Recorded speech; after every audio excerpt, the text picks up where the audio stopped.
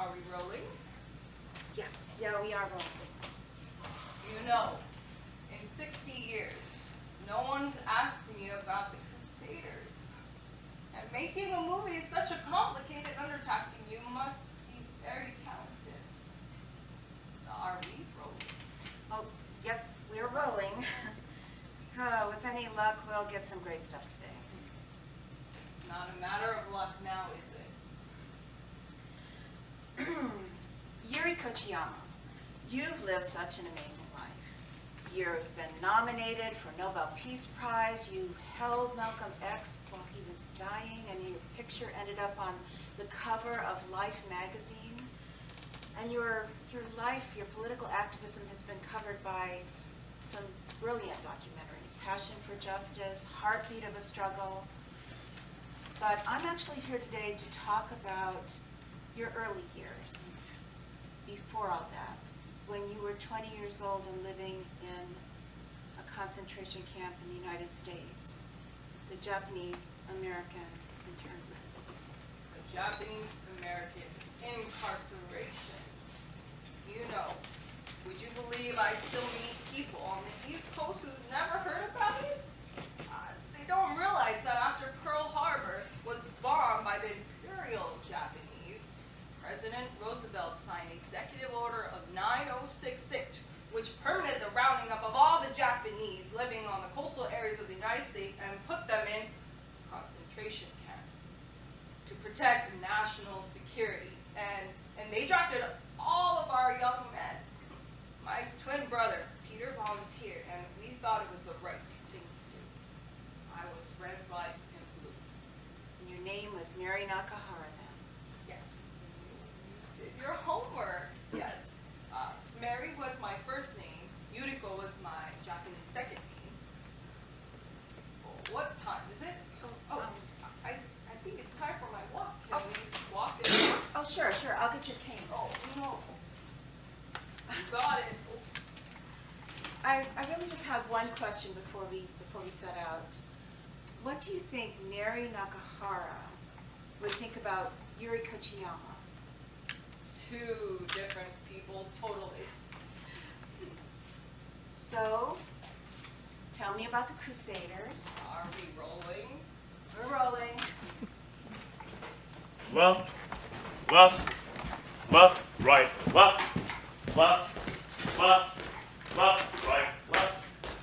Right, face. 442nd Infantry, we are the boys of Waianae.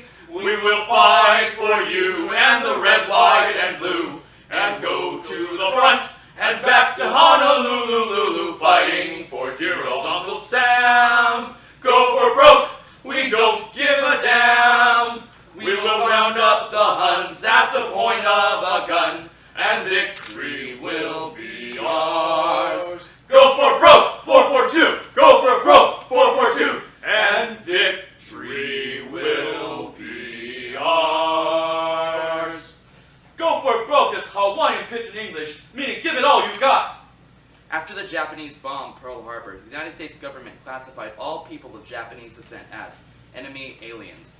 But they felt safe enough to draft the Hawaii National Guardsmen into the 100th Battalion, and they shipped them off to California for basic training in 1942. The 100th Battalion was called the Purple Heart Battalion because all those members who served received at least one Purple Heart. The U.S. government finally began drafting any willing Japanese-American young man into the segregated 442nd Regimental Combat Team, forcing them to leave their families trapped behind the barbed wire of American concentration camps, so they could fight to prove their loyalty. What you are about to hear are the actual words from letters written from the men of the 442nd and 100th Battalion and the women who call themselves the Crusaders.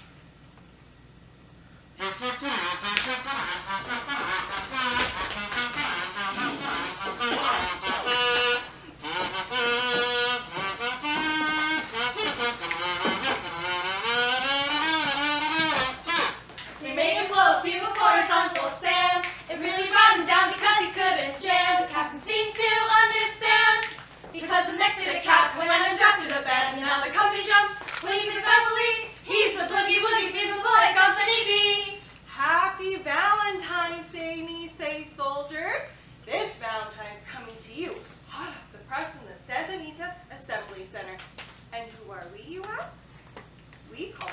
the Crusaders, but you can call us friends.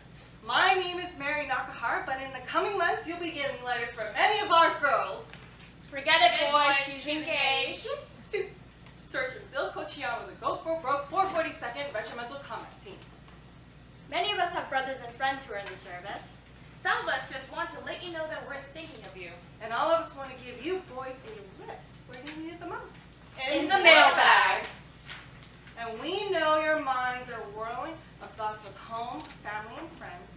So we're sending this Valentine to cheer you up wherever you are. This message, please note, descending each line conveys why you're always our top Valentine. V is for valor, you'll show in the fight. A is for ardor, inflamed ever bright. L is for loyal to your country of birth. E is for equal in manhood and worth. N is for noble, your ironclad will. T is for thorough, the missions you'll fill. I is for insight, imbued with ideals. N is for Nisei's, Americans real. E is for effort you give now with zeal.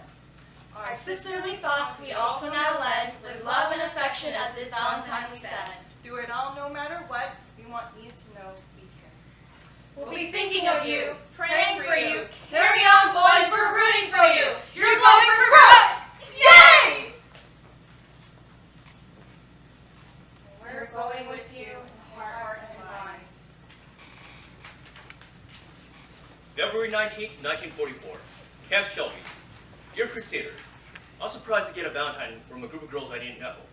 This may sound kind of silly and you might laugh, but I'll never forget it. Dear Crusaders, I had a confused feeling of surprise, gladness, and that, well, what the hell is this all about feeling? You should have made your intentions clearer. But wait, I should be telling you what to do. So what do Crusaders like?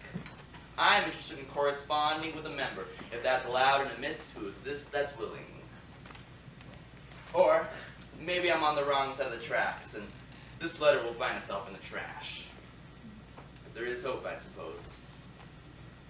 I was born in Hawaii on August 12th, 1921.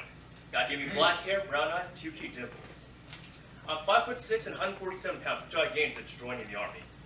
Before the war, I worked in the service station managing the whole works. When the war broke out, I signed up to revenge Pearl Harbor. Now here I am, in the heart of Mississippi. After I joined up, my girlfriend told me I was a no-go. From then on, it was just my folks on my mind always. Let me tell you about myself. I play the piano, boogie-woogie, and classical, but jive digs me solid. I'm 20 years old. Single, of course. 5'11", wavy hair, former pre-med student. Girls take note. I'm easy to please. Easy to fool. Exceedingly shy. Hey, come on now. There's that one girl who'd like to know how my machinery ticks. We got pinups, but we surely need a fresh material if you can supply some. I think I'd make a nice, lifelong friend. Oh, P.S. What do you think of my writing? German pen bottle off the prisoner for keeps. It's cheap stuff, right? It's okay, eh?